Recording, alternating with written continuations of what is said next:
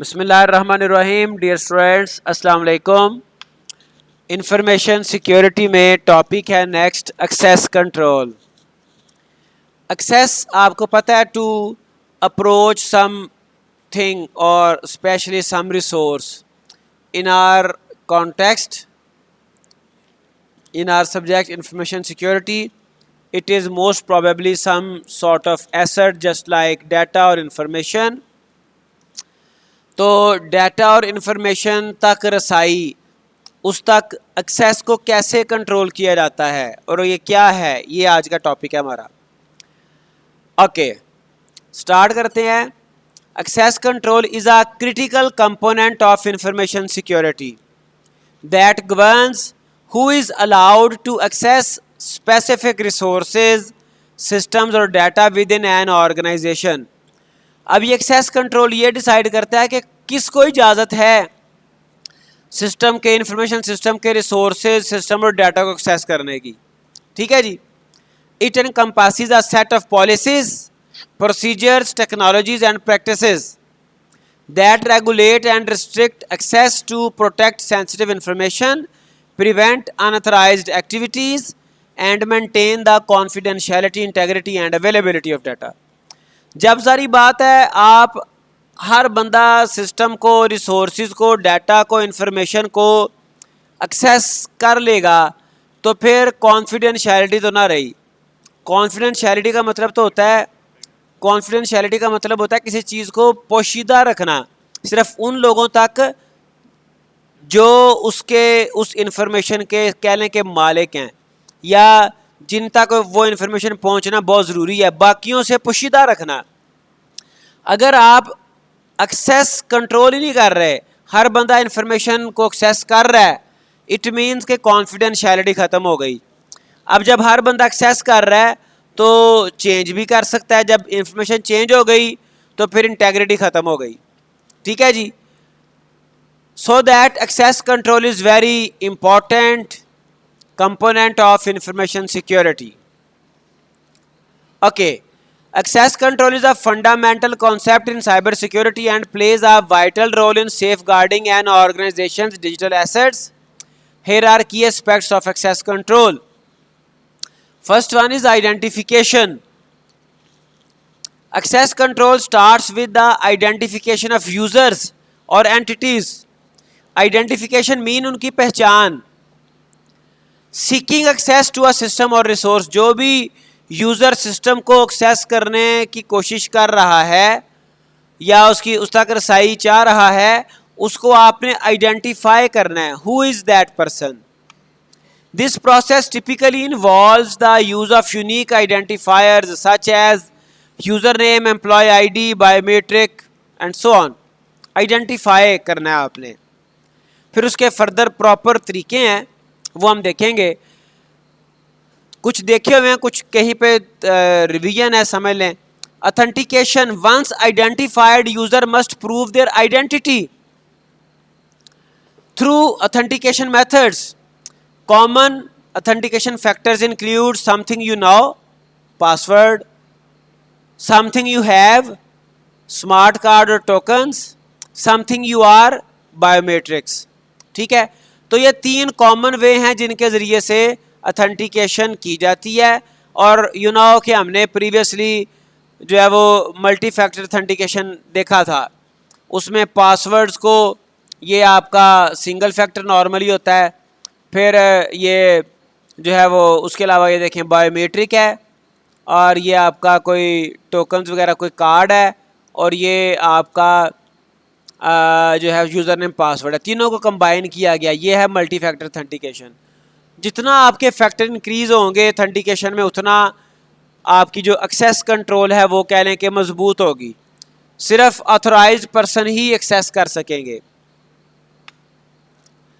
Authorisation, okay, here two things are approximately looks similar but they are different. One is authentication. Authentication से क्या मुराद है? Authentication होती है कि कोई बंदा किसी सिस्टम तक उसकी रसाई हो गई, अब उस सिस्टम के अंदर फर्दर कई, इवन अगर आप एक डेटाबेस की भी बात कर लें, उस एक डेटाबेस में एक टेबल की बात कर लें, उस एक टेबल में भी माइट भी पॉसिबल कोई एक कॉलम हो जो कि जिसको हर बंदा ना देख सकता हो, ठीक है। तो ऑथेंटिकेट होने के बाद भी ऑथोराइजेशन की ज़रूरत पड़ती है। ऑथोराइजेशन ये है कि ये बंदा ऑथेंटिकेट तो हो गया, जेन्युइन है, हमारी ऑर्गेनाइजेशन का पार्ट है, मेंबर है, ठीक है, इसके पास valid user name, password, biometric, सारा कुछ ऑथेंटिकेशन हो गई। अब ये स्पेसिफिक रिसोर्स को एक्सेस भी कर सकता है कि नहीं, चूंकि there are a number of different resources, ठीक है। After authentication the system determines what actions और resources the authenticated user is allowed to access, ठीक है। For example, if you have entered in the university, then you are allowed to enter vice chancellor's office or not, ठीक है जी। अगर आप वहाँ पे, अगर आपका वहाँ पे कोई काम नहीं है, then you are not allowed, you are not allowed without any prior permission और यू कैन से के प्रायर अपॉइंटमेंट, ठीक है। तो ये authorization is based on predefined policies and permissions. Role based access control होती है, attribute based access control होती है, और ये यू नो कि हमने ऑथेंटिकेशन और ऑथराइजेशन प्रीवियस हमने इसको डिटेल में देखा हुआ है, but right now we are covering topic access control, तो उसमें ये चीज़ें दोबारा से एज आ फैक्टर आ रही हैं। Okay, next is access control models. Different access control models define how permissions are granted and managed. इसमें डिस्क्रिशनरी एक्सेस कंट्रोल मॉडल आता है, इसमें मैंडेटरी एक्सेस कंट्रोल आता है, और ये भी हमने यूनाओ के डिटेल से देखा हुआ है। Okay, next is access control list. Access control list are list associated with resources specifying the users or groups allowed or denied access and the type of access they have: read, write, execute. For example, students of BSIT, students of BScs are allowed to enter in this computer lab, or you can say students of management sciences are not allowed to enter in this specific lab. They have their own separate lab so that they have to use their own lab, ठीक है। तो इसमें क्या होता है, इसमें users की list होती है, सम टाइम कौन कौन से यूजर्स अलाउड हैं जो ये रिसोर्सेज एक्सेस कर सकते हैं, और किन को इन रिसोर्सेज की एक्सेस डिनाई करनी है, ठीक है जी। तो दो सेपरेट लिस्ट हो सकती हैं। अगर आप कंप्यूटिंग की बात करें, वहाँ पे ये काम आईपी की बेस पे हो सकता है कंट्रोल, वहाँ पर ये काम और कई तरीक़ों से कंट्रोल हो सकता है। Okay, they are commonly used in file system, network devices and databases. So next mechanism of access control is access control policies. Policies क्या है? Rules and regulation. और ये पॉलिसीज बताएंगी कि who are allowed to access specific resources and how much they can access, ठीक है। जिसको रीड कर सकते हैं, उसमें अपडेशन भी कर सकते हैं, उसको राइट कर सकते, क्या क्या कर सकते हैं, क्या क्या नहीं कर सकते। Organizations define access control policies to determine how access is granted or denied based on rules and conditions. Policies consider factors like user roles, data sensitivity and the context of access attempt. Multiple factors को देख के जो है वो determine किया रहता है कि कौन सा बंदा किस हद तक किस रिसोर्स को एक्सेस कर सकता है। एक्सेस कंट्रोल मैकेनिज्म, इसमें आपके फायरवॉल्स आ जाते हैं, इंट्रूजन डिटेक्शन सिस्टम आ जाते हैं, इंट्रूजन प्रिवेंशन सिस्टम आ जाते हैं। ये क्या करते हैं? Forces access control by monitoring and filtering network traffic based on predefined rules.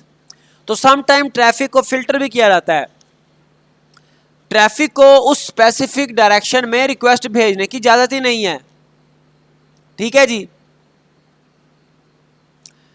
Okay, physical access control, you know physical access control means to restrict some person physically from entering into some restricted area. तो वो किसी ख़ास building में किसी ख़ास कमरे में permission ही नहीं होती जहाँ पे सेंसिटिव डाटा है, जहाँ पर सेंसिटिव इंफॉर्मेशन पड़ी हुई है।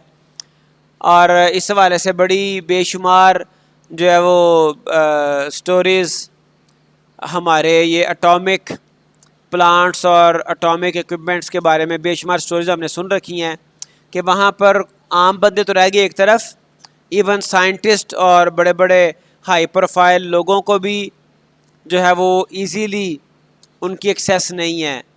और अगर कभी उनको विज़िट करवाया भी जाता है तो बड़े प्रोटोकॉल के साथ। सुनने में आया कि उनको यानी कि ब्लाइंडर्स के साथ वो देख नहीं सकते दाएं बाएं, स्पेसिफिक एरिया में जाके दे कैन सी। तो इस तरह की चीज़ें बहरहाल एग्जिस्ट करती हैं। सिक्योरिटी का रिक्वायरमेंट होती है।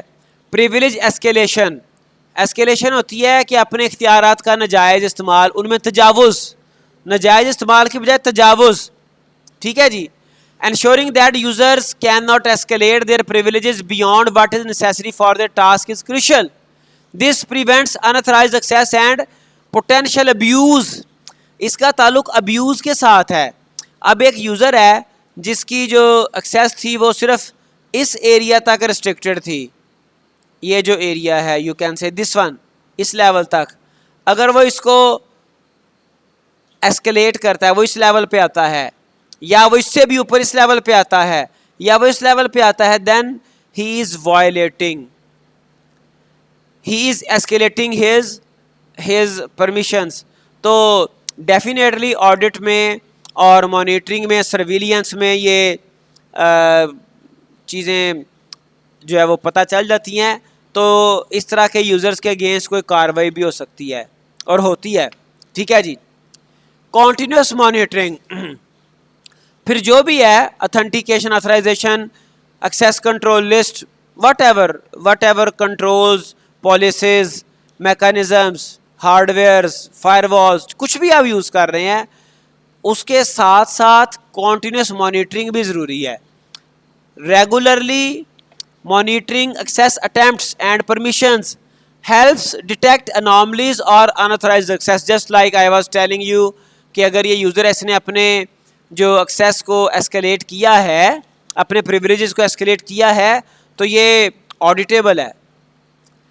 Logging and auditing access events contribute to accountability, accountability से मुराद है पूछगिछ, एंड सिक्योरिटी इंसिडेंट्स इन्वेस्टिगेशन।